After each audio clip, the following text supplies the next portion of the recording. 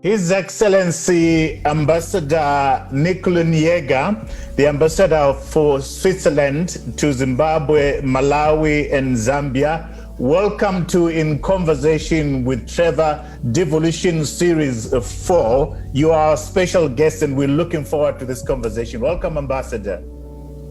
Thank you very much, Trevor, and thank you for the invitation and hosting this series together with SimRights. It's a pleasure to be here with you.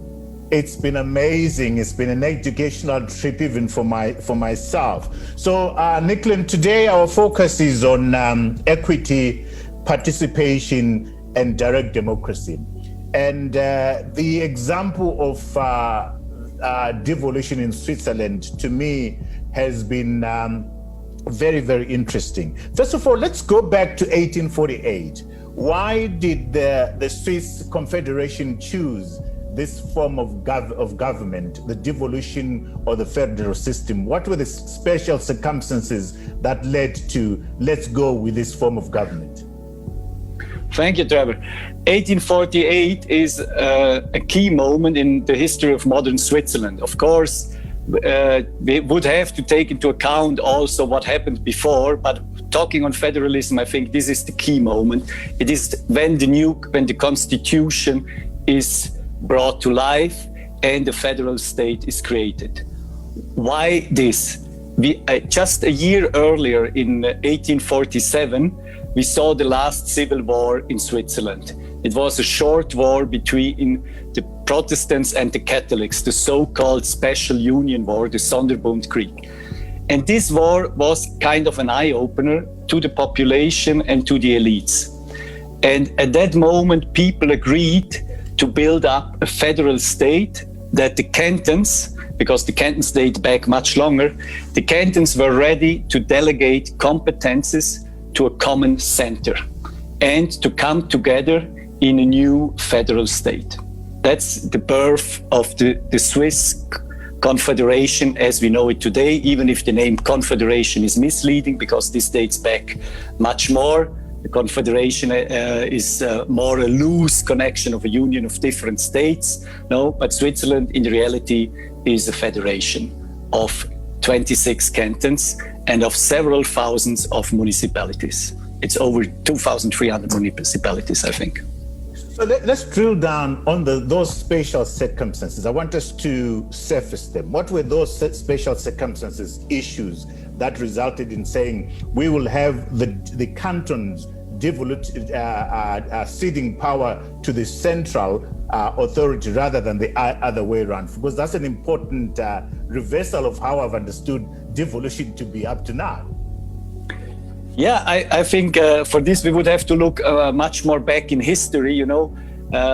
Just 50 years before we had the invasion by Napoleon of Switzerland, you know, and looking back, you know, our history as a neutral state, but even before that, we also had a history of expansion.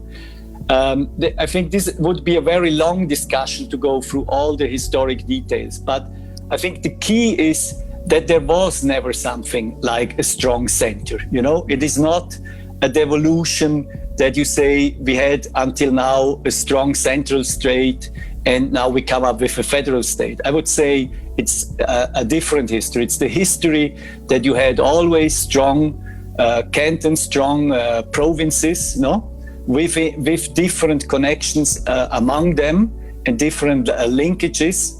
And the moment was after, you know, 1480 is also the moment when you have the bourgeois revolution all over Europe, no? That didn't triumph. So 1480 for us means also it is a new start into a political modernity. And I think it's just that it was an eye-opener. You know, the last civil war, you know, that's not a long time ago, no? 1848. I think it was an eye-opener to the people that this should stop, this fighting, that the Catholics against Protestants, different language groups that could be allied to the more rural population or to the more urban population. Now, it came, I think, in a crucial moment also when you look into the history of Europe at that moment. I think that's very important, Nick, because that says these are the reasons why it was introduced. So as to avoid another war, point number one. Point number two, so as to allow religious diversity and ethnic diversity to flourish. So the center was never strong because of that. Am I right, Nick? Yes, you're absolutely right. I think we really have to put on kind of some Swiss glasses to see the perspective that it's a bottom-up movement, you know? That it's the sovereign in Switzerland is called the people. The people are the sovereign of Switzerland, no? There is a deep-rooted feeling and political culture among the Swiss citizens that the power lies with them. And they can decide on a local level, on a provincial level, the cantons, and on a federal level, no?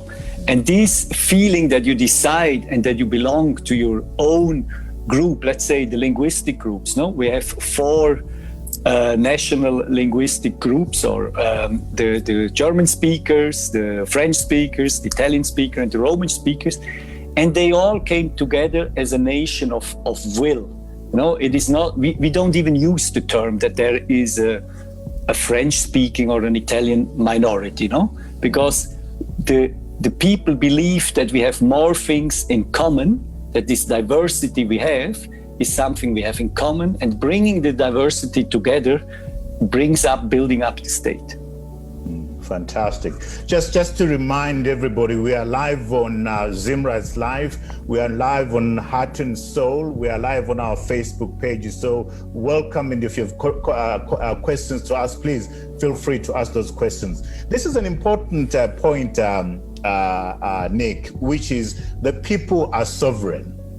The people are sovereign, as opposed to what we have seen in the 3 examples that we've had, where the center decides which aspects of power is going to cede. In this instance, you're very clear that the people are sovereign, the people are supreme, they're the supreme political authority, the people have the final word on most of the important topics in Switzerland. Speak to me about that, Nick, because to me that's special. That's unique. That's different from anything that I've seen as far as devolution and federalism is concerned. Thank you, Trevor, for this question.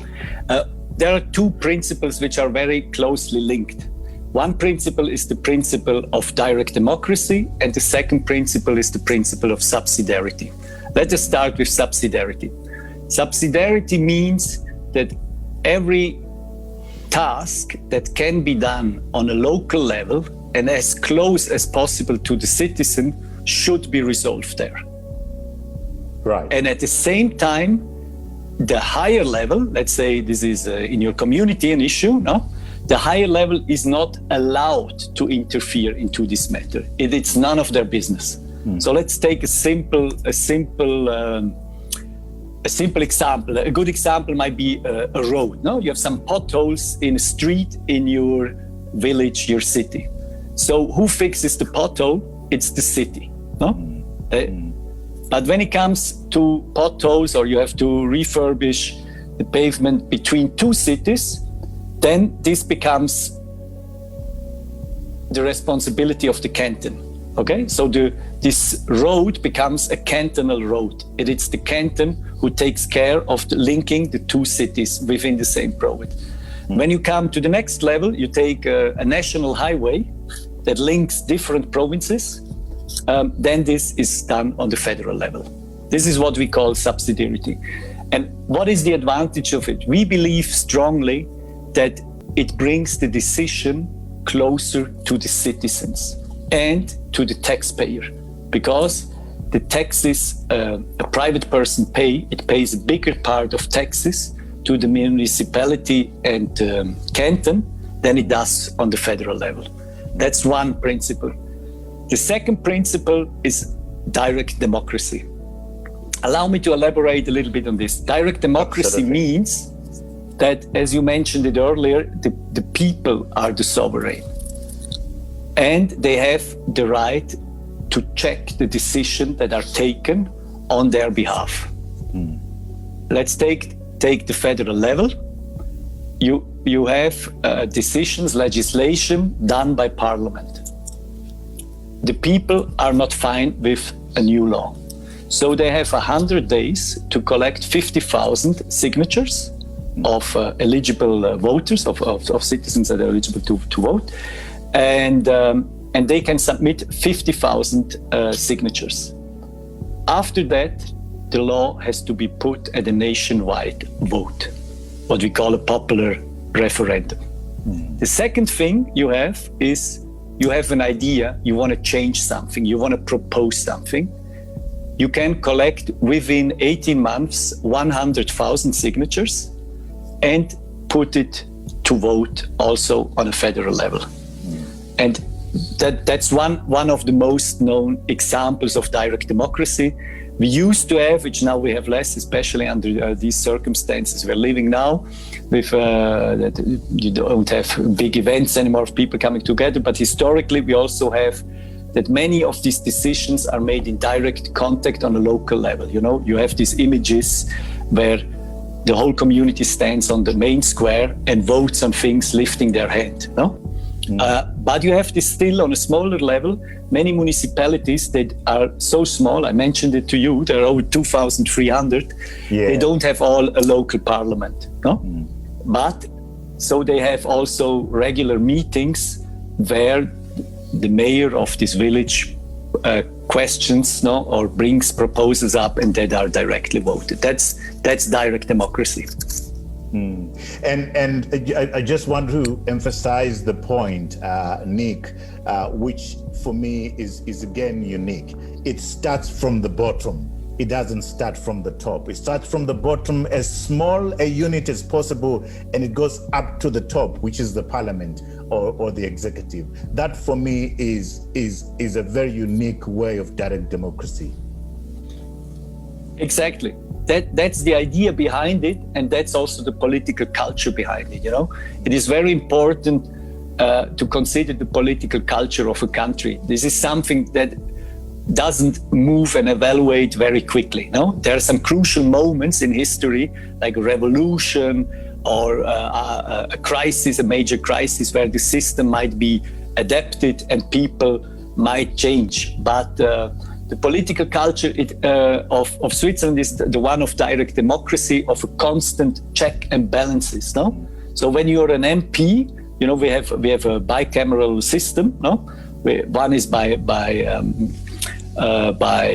two. Each canton delegates two, like you have a senate. No, you call it a senate, but it's a representation. No, that's also a system of federalism, that every unit has the same amount of delegates in the Senate, and then you have a majority National Assembly. No, and this puts kind of also pressure on the politician. You know, he knows that he answers to its own constituency, but that also the constituency has the right to question the legislative work he's doing.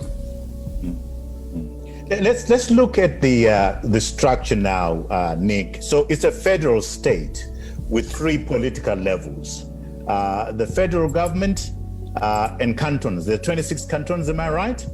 And there are 2,324 municipalities. That's the structure. Talk to me about that structure. Well, look, this structure, I think it's interesting to start with the federal government, no? Yes. The federal government consists of, on a political level, consists only of 7 ministers, no? And these 7 ministers, one of them is the primus inter pares, no? Is the president on a rotating basis for 1 year. And the 7 ministers, they are not all from the same parties. No? They are from 4 different parties. There was for many years a magic formula, how many minister seats are allocated to which parties, no? Which also comes under question when new parties build up. But it's a very stable system, no? And it's very consensus and compromise driven, because they have to decide together, no? As 7 ministers, because the president is only the primus inter pares, no? So this already reflects the whole compromise and consensus building and how decisions are taken on the top of the federal government. Just on that. So the Federal Council is actually the head of state.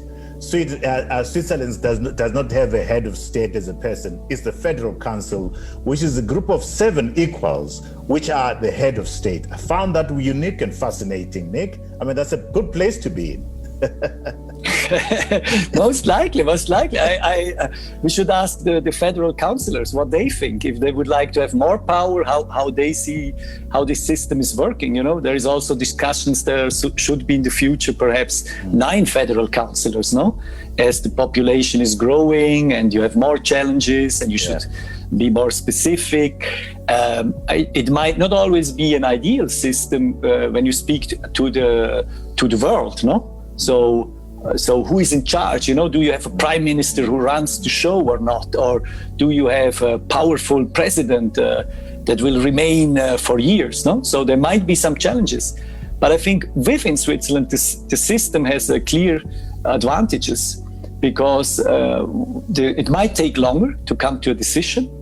But once the decision is taken, it might have a broader base. Which is the exact opposite of the strong man syndrome. In this instance, there is no strong man or strong woman in the room. It's 7 politicians who are equals, and they have to reach a consensus before they make a move. And in most instances, these are head of political parties. And I see now there's a move that maybe the Greenpeace might want to have a seat, and that gets expanded to 8. Am I correct there, Nick? Yeah, I think it might not soon expand on 8. 8 might be then again a difficult mathematic figure, no? When you have then 4. But normally they avoid majority votes. They look for consensus, no? But so I think it should be then 9. For the moment, what I see more, it depends all how well the parties are doing at parliamentary elections, no? So this builds up their case of how they're going to be represented at the Federal Council, no? So for the moment, as we have seen, the Green Liberals, they made a very good score at the last elections. So there is a movement that they want to be represented at the Federal Council. But of course, the question is which party would drop one of their ministers. No? But this is something that evolves very, very, very slowly. No? Okay, so that's the federal government. Let's move on now to the cantons, and there's 26 of them. Speak to me about their role, their functions, and that kind of stuff. With pleasure. Look, the 26 cantons, they have a lot of autonomy. No, they have their own constitution, they have their own courts, they have their own tax system. No.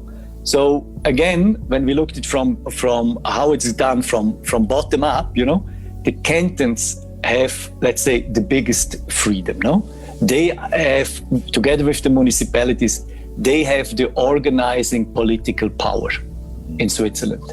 They take care of the daily businesses. No, and as they have their own constitution and their own courts, their own parliaments, there are fully fledged political entities. And the same is true for municipality. There, of course, it depends even much more on the size. Also with the cantons, we have very strong cantons with a lot of inhabitants and strong financial resources, no? While we have other small cantons, or we have big cantons, like my canton I come from, Graubünden, Grison, which is the biggest, but it's not very densely populated because it covers a lot of the mountains, no? So they, of course, then the municipalities are different. If you have just a village that constitutes still a municipality, or if you have a city like Zurich, which is a municipality too. So but the functions, the key essence remains the same. So whatever can be done by the municipality, it's done by the municipality. So, and the cantons have a big role in their ability to change constitutions through the processes that you've outlined. Am I right there? Yes, there is also, besides the popular initiative, which are the people who bring forward, also the cantons can bring forward legislation, of course. And of course, the cantons are represented at the both chambers, be it at the National Council, be it at the Senate. So the cantons are or their delegates are well represented on the federal level. And then we have the municipalities, 2,300 of them.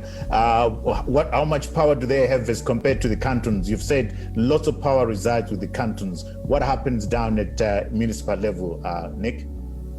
They run all the daily affairs, you know. The municipality takes care of the daily life of its citizens.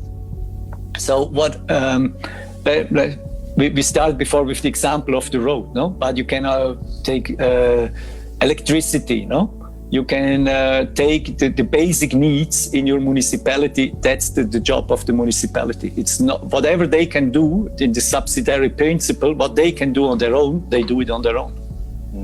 And what I find fascinating, so health, Nick, let's say health. You sure, know, yeah, there's please, no please national health. There is no national health plan. No, so it comes also up bottom up. No, and then the canton will look.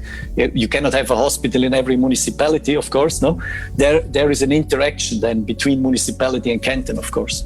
And what I've also found interesting, Nick, is the structure of the Swiss federal system. That within the federal level, the canton level, and the municipal level, you'll find the judiciary, you'll find the executive, you'll find service delivery at all those levels. So it's you don't need to go to the capital city to get certain services. You get them where you are.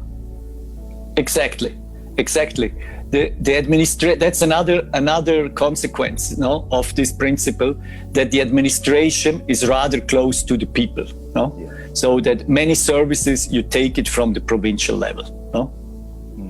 Let's look now, Nick. Let's move to the instruments of direct democracy, and talk to me about the popular initiative, the optional referendum, and the mandatory referendum, rather, because that's direct democracy, that's popular participation. Talk to me about those at those levels. Let's start first of all with the popular initiative, and then go to the optional referendum, and then the mandatory referendum. I think the popular initiative is the most well-known direct democracy element we have in Switzerland and known to the world, no? So that in Switzerland we say any idea can be brought up and made legislation, no? And I think this is a fantastic idea, no? Because it shows the citizen that you want to change something, you want to propose something, yes, you can. And the parties and NGOs, associations can shape policy directly, no? And it's also an expression of the feeling of the population, no? Are they fine with the actual life they are having? Would they like to change something, no? Is something not dealt that should be dealt with at the national level, no? So this possibility of collecting the 100,000 signatures I mentioned, I think it's a fantastic instrument of direct democracy. Mm-hmm. And then the optional referendum? The optional referendum is not every law, you know, the legislative, it would be nonsense that if Parliament does its work, that every law in the end should also be voted by its citizen, no? That would be not feasible, no?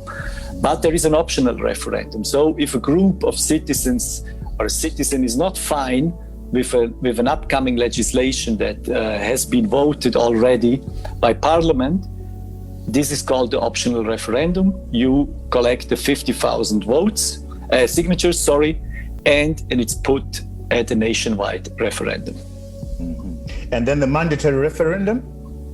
The mandatory is every constitutional amendment. So you want to amend the constitution, you face the will of the people. And this is true also on the cantonal level, as they have their own constitutions too, no? So you have to ask the citizen. And not to go into details, but to make it even more difficult, you know, it often doesn't only need, depending on the question of on the mechanism of initiative, referendum and mandatory referendum, it also asks for the majority of the cantons. So it's not fine enough just that the majority of citizens that might be concentrated in some region vote yes. No, you also will need to amend the constitution. Like, as an example, you also need that all 26 cantons, the majority of it, not all of them, the majority agrees on it. So that makes it sometimes very difficult to change something, but it also gives stability to the system. I found this statistic very interesting, Nick, that Switzerland has 1% of the world's population, but over the 20th century, it has had 60% of the referendums in the world. Talk to me about the pros and cons of this system of government, Nick. Yeah, thank you for mentioning this. Indeed, it's an incredible figure, no? So it looks like that we're going to vote every Sunday, which is not true. People might still go to church every Sunday, but voting, I think, nationwide votes are held most likely 4 times a year, no, depending on the year. But and then on top of this, you might have some local votations. But look, let me start with the negative. No, I already made so much publicity for the Swiss case so far. Yeah. The negative is, or not the negative, but the challenge is how you assure an enough high participation of the citizen. No? Right. How do you avoid that they get tired? No, and that in the end you might have just 30% of the voters that participate.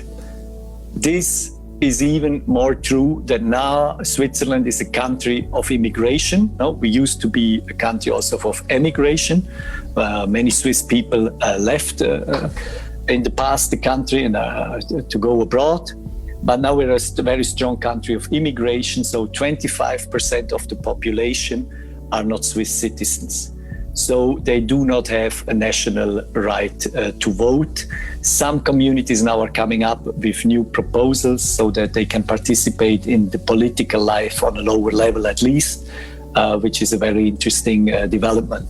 But there you have a problem, no? When 25% of the population that lives in your country can not vote on these big questions, no? Mm-hmm. And if other people abstain. I think these are probably some of the most structural challenges. Another challenge is, of course, how do you collect 100,000 signatures, no? So if we two together stand out in the street, you might collect much more because you're a well-known person in the country. So you might, or you might have a good organization in the background, you know, that helps you.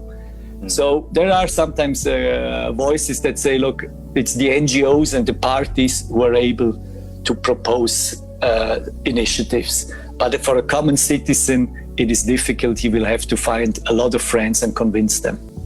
This is okay because Switzerland is a country of associations, you know. People are so active in all sorts of different clubs, sport club association, political, environmental group, NGOs, and so forth. So it is possible to challenge your interest into this. But there is also a problem.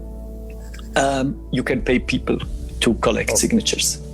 So, you know, you can tell some students, please go out and with your paper, with your arguments, stand in the street, talk to the people, convince them of your initiative and that they sign up.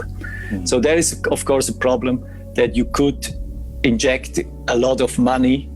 It will be still put at vote, no? You will still have to also to run an expensive campaign. But that, of course, not everyone has these financial means. And it could, at the long term, and here, if I'm allowed to say so, you know, our legislation, the law on how you finance a party, the transparency, that is still an issue in Switzerland. Yeah. Okay. And you raised the issue of low participation being a negative. What do you do to ensure that participation continues to be high, that the citizens are engaged with issues? Is that an issue that has caused people to focus on and say participation is low? Is that an issue? Yes, it is an issue, and I think the politicians are well aware of it. They also want to be elected. No? They want to do a good job, and they know that in the end of the day, the voter is going to make his final decision. Is he going to be re-elected or no? So the politician, also the Federal Council, tries to reach out a lot to the population, and in indirect contact. You know how we have a good security in Switzerland, so the politicians move freely, in the country. So many people get a chance even to chat to the president in public transport and so on. So you have to be in close contact. And as your party, and it's as you're coming from the bottom up, your political career, not different to Zimbabwe. You might first be a councillor in your municipality, and then you go up through the party, through the different local and national parliaments. You build up your career. So this allows you to be in touch with the population. The other thing is, of course, education. So children right from primary school, they get an idea about the political system, and history, geography, and also because you might belong to a language group, you also perhaps have a different topography. When you live in the mountains, your interest might be different than when you live in a big city. So this also enhances participation, that people see the value of participating, but it remains a challenge. Right. If you're just joining us, we are with His Excellency Niculin Jager, the Ambassador of Switzerland to Zimbabwe, Malawi, and Zambia, and we're talking Devolution Series 4, which is our last in a series.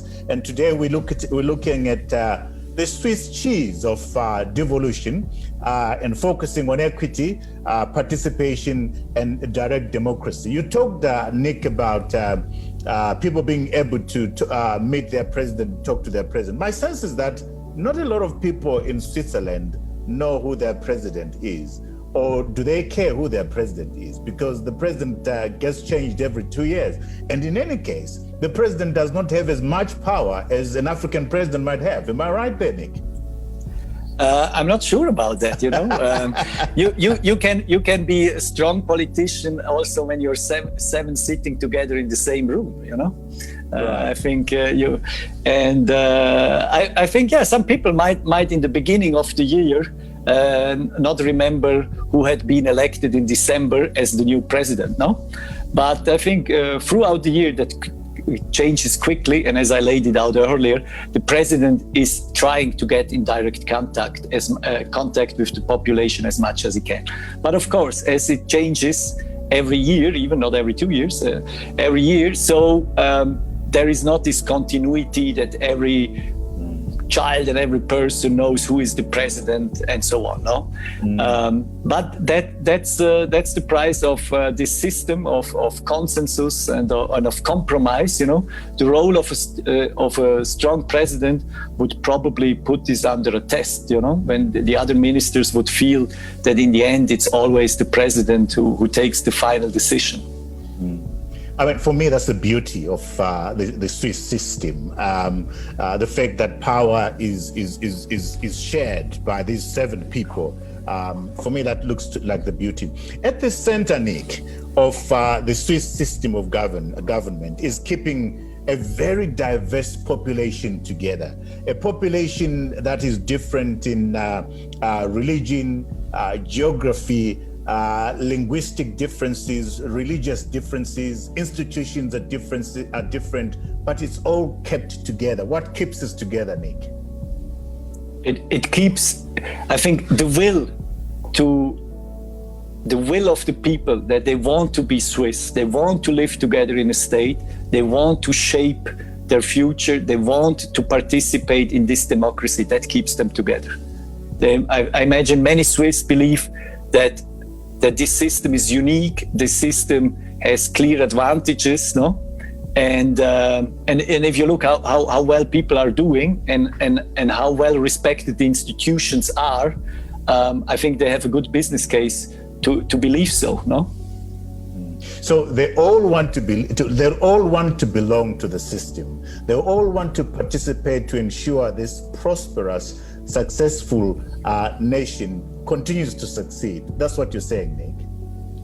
That's what I firmly believe. Yeah, I think that's the beauty of this principle of direct democracy, federalism, and which perhaps I could bring up also of the equity and of the solidarity. You know, there is also something if you live in a region that has less access to resources. No, there is a vertical financial solidarity between the cantons. So you imagine a strong canton like Zurich, no, with a strong city of Zurich.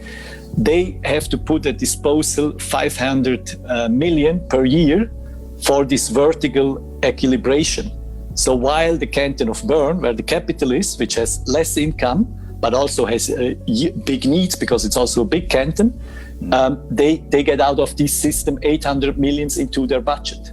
So that's kind of a beauty of solidarity, that the provinces see that this works, no? There is competition among the cantons, no? There is even tax competition among them. And sometimes there is a question how healthy these competitions are, but at the same time you have this solidarity. And at the same time you have a vertical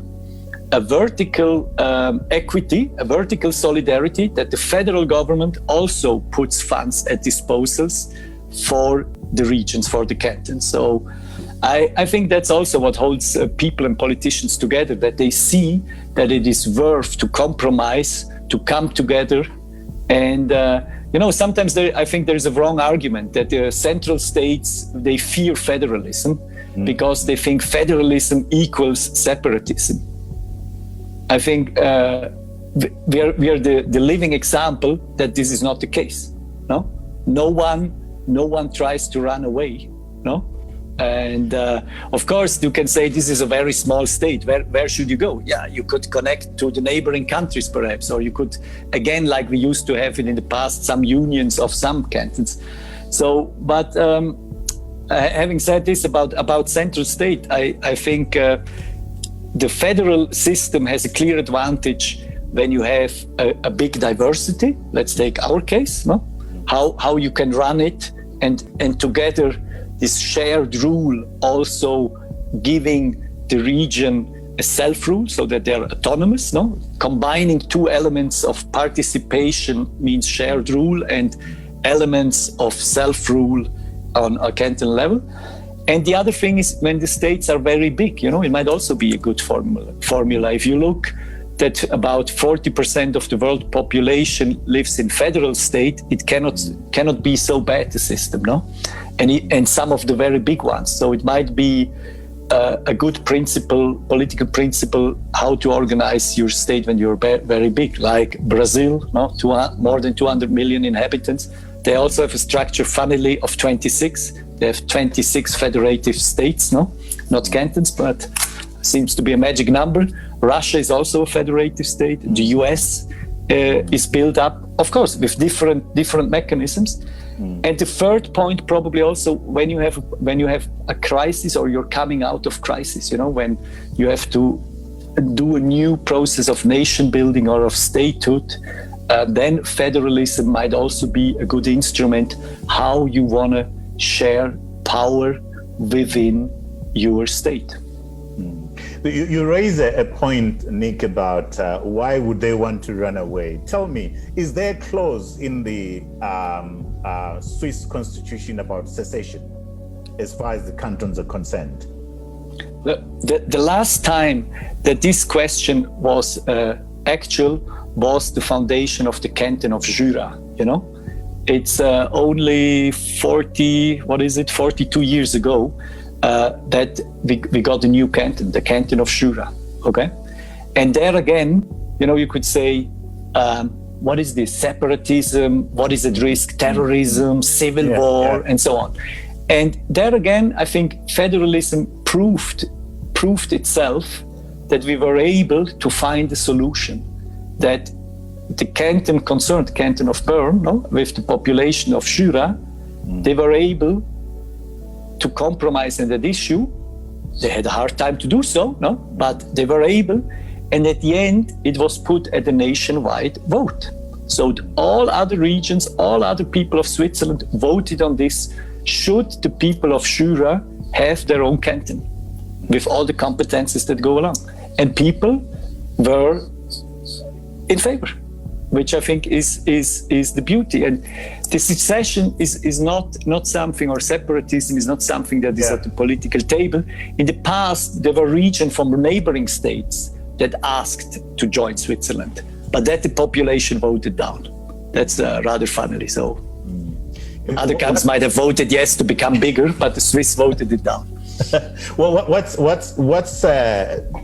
true, Nick, is that there could be a pull factor that says you've got German speaking, you've got Italian speaking, you've got French speaking. There could be a pull, but because this thing is working so well, nobody wants to run away from this thing. Which brings me to the next point, Nick, that you find in a number of constitutions there is a clause about secession. Okay, and for me, it looks like the argument against secession is devolving power to the grassroots rather than holding power at the central level. You devolve power to the last person in the queue. They want to stay in the queue, but you hold all the power to yourself, as happened in two centralized governments. People want to break away because they don't have power. So I think it appears that the solution to stopping secession is giving everybody as much power as possible down to the canton and to the municipal level. Talk to me about that. I think this is a good argument, you know. I firmly also believe that, you know, vertical central power is limited, no? Mm-hmm. If you're a democracy, you want to make sure that people participate, you know? So, and now in our times, you know, the societies, they are more heterogeneous. They have different interests, and what is new due to technology, they're also able to articulate it very quickly. No? Mm. So how can you, as central power, which is not in close contact with the people, know what the people want? No? Mm. Why don't you give them the competence to decide the things of their day that matters to them, of their daily life? And it might be a good opportunity also to avoid such movements of separatism and so on, because often these are elite driven, you know. It's also an elite who is not fine with the political participation, so that they say we are under pressure of this ethnic group or of that party or of so that they make up their business case and use then ethnicity, nationalism, and things like this as to try to bring up a common marker for some people, no, to build up their case of secession or of nationalism and so on. But you know what we think about nationalism. You know, it's an imagined community. You know, you have more in common with people than you would know, no? And I think, to me, Switzerland proves in a very strong way, Nick, that the people know what they want. The people know how the services that they need. The people know the infrastructure that they need. It's not the center that knows. The center should keep away from how the people want to govern themselves. To me, Switzerland with 8.6 million makes that a very, very strong case to me, Nick. Yeah, thank you, Trevor. That might be true, and I think it also has to do something probably with the tax system, you know, because as you pay more taxes on a lower level, no, you are also more demanding. You want to see that the things in your community and your canton is done, no, because you pay a fair share of taxes. Even if the overall tax system of Switzerland is, of course, the federal state has more tax income, no? But that's mostly indirect taxes, no, like VAT and other things, and on capital gains and so on. But on income, a common person pays mostly to the municipality and to the canton, no? And to the federal level, he pays less. So I think he wants to see what is done with the taxes, no? And the other thing is about articulation, that when you know that you have some mechanisms at disposal and you're just, let's say, protesting, or just criticizing the bureaucrats, what everyone might do from time to time, no?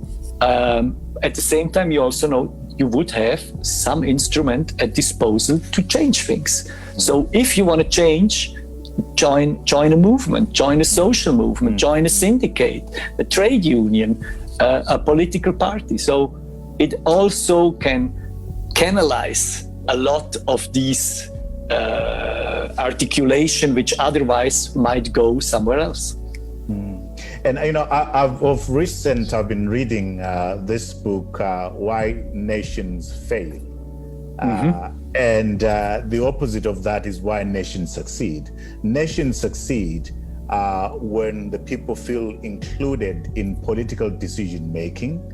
Nations succeed if they feel included in the economic decision making and they are consulted. And Switzerland, the prosperity is there for all to see in terms of per capita income. So this experiment works.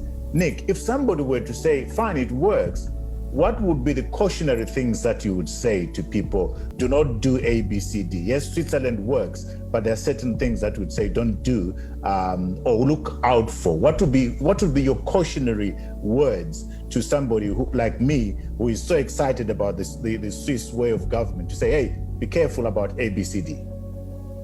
Well, I think you have to start with a good ideological free analysis, no?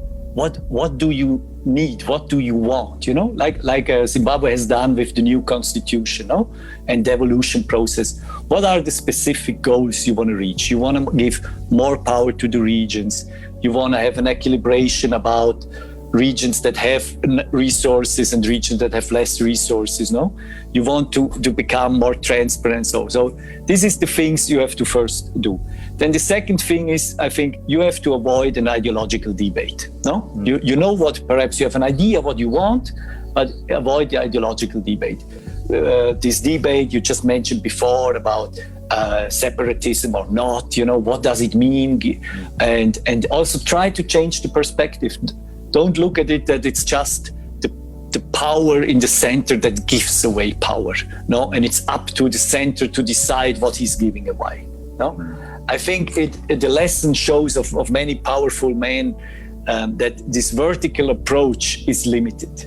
You might be more powerful if you have a broad horizontal base. And you should invest in your base. The vertical might be important, when it comes to foreign policy, to military, and so on. There are some issues the state has to do vertically, no? Even it can still consult, but and the other things, I think you should reach out to the people, listen to them, hear, and what can be done best at what level. I don't say you have, I think you cannot import the Swiss model to other countries, but you can have a look at different models and see what works, what does not work. As I mentioned earlier, no, there are also challenges, no? You see sometimes have a mechanism of popular vote that they can make a referendum on something, no? But they do it very rarely, and it might be driven not by content, it might be driven by political means, So you put something at vote that might be misused by some populist movements, no? So when you delegate this power away, you have also to be fine to live with the result. So are the institutions able to explain the content? Are they able to live with the result at the end of the day?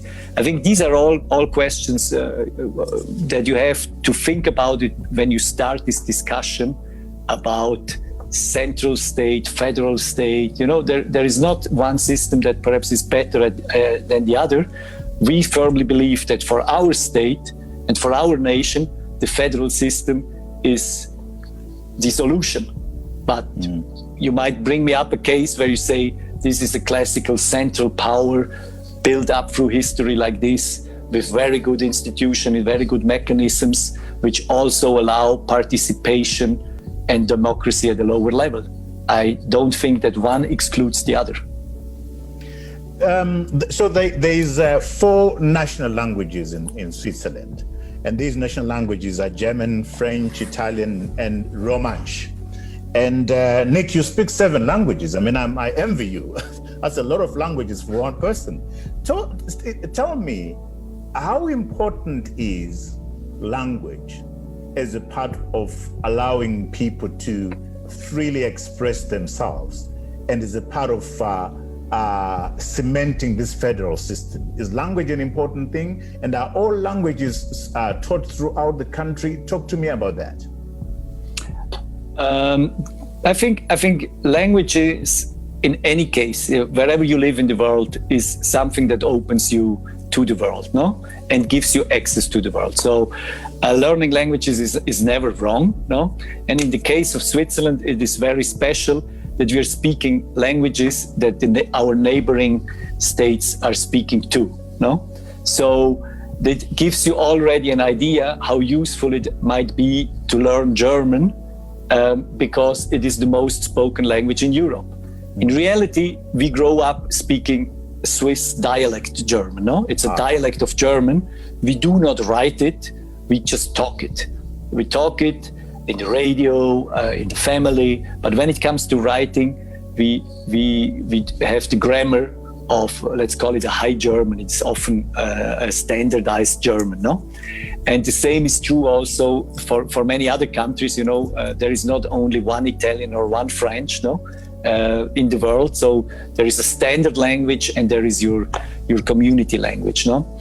And Switzerland is, sometimes people think that all Swiss people speak all languages. That's not true, no? So you might learn 1 or 2 in school, but we have a territorial principle. So that means the cantons are not obliged to offer when you live in Zurich. I don't know why I'm taking today always Zurich as an example. I should take Chur, my hometown, as an example. But I don't take my province as an example, because in my region there are 3 languages. But you take one province, one canton that has only 1 language. So the canton of Zurich has no obligation to offer schooling in Italian and in French or in Romansh, okay? Because it's a territorial principle. So when you move with a French-speaking family, moves from Geneva to Zurich, they will have schooling in German. No? So, and on the local level, they will also have to be in contact with the authorities in the language of the territory of this canton. While at the federal level, they can still remain engaged in their native language, which would be French, no?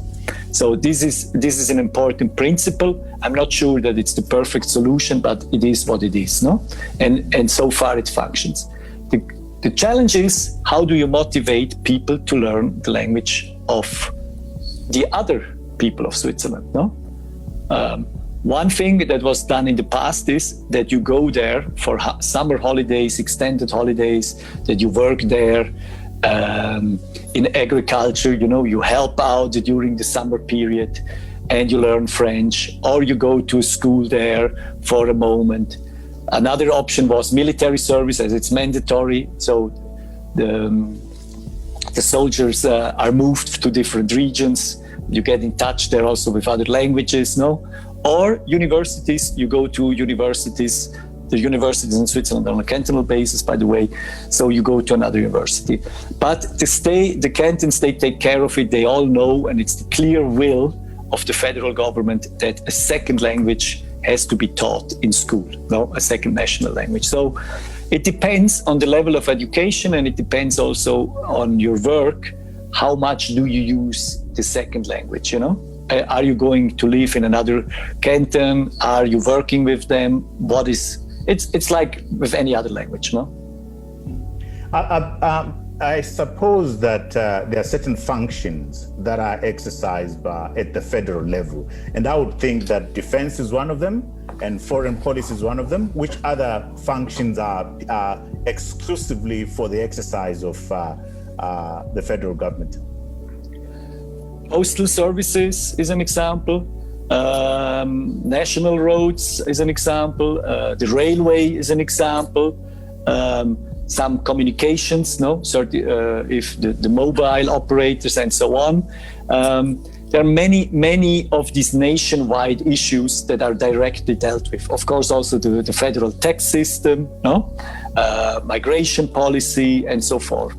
But the important topic is that many of these things, even foreign policy, is still done in consultation with Parliament, and it's still done in consultation with the cantons, because so many cantons are bordering the neighboring states. As I was doing my research, Nick, I came across this concept, and I want you to help me understand what it means. The Swiss cheese, as far as the federal system is concerned. Talk to us about that. What does that mean? The federal system as a Swiss cheese? Swiss cheese, yeah? Okay.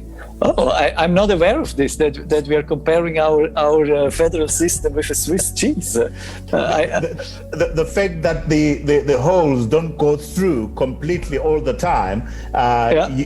So I looked at that and I thought it was pretty interesting in terms of showing devolution using the Swiss cheese and the holes that are in the Swiss cheese. Okay. Well, there are different perspectives on this. I haven't thought about it, but perhaps, you have a Swiss cheese and you want to bring in your ideas, so you have to go in and at many different holes if you want to influence the policy as a whole. That might be one of the ideas. The other thing might be that the Swiss cheese consists of different parts in the end that form a one and a unity, no? And the third is that it's a tasty product, no? Absolutely. Nick, as we end, first of all, I must thank you on behalf of Zim Rights for your support of this devolution series, 3 of them. We come to the final one of them today with you, Nick. Are there any parting shots that you would want to share with people watching us on Facebook Live, Zimrat's Live, and Heart and Soul Television? Are there any parting shots, any thoughts on stuff that I might not have touched on that you would want to share regarding the devolution process that will soon be rolled out in Zimbabwe?